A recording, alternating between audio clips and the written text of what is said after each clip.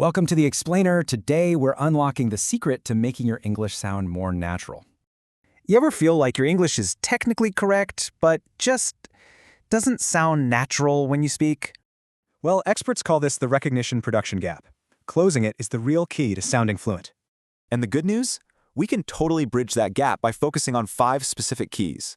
Okay, first up, phrasal verbs. This is where tiny little words make a huge difference. For example, you move out of a flat, but you move away from a whole city, like London. And get this, blending in is about how you look, but fitting in is about being accepted.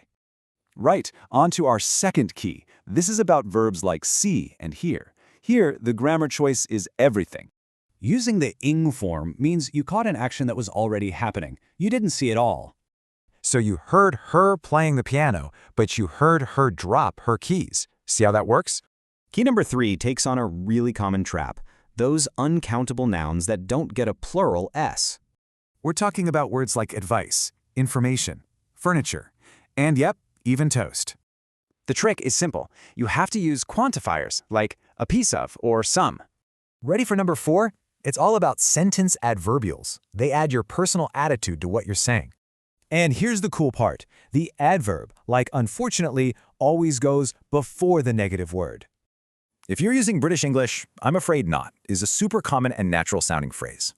In our final T, pick a side. Are you using British or American English? Whatever you choose, be consistent. You can see the differences pop up in everyday words, from where you live to where you drive. So how do you actually take all this and put it into practice? How do you close that gap? Always remember, it's way easier to recognize correct English than to produce it yourself from scratch. Really, bridging this gap just comes down to 2 active steps. First, you notice, and then you use.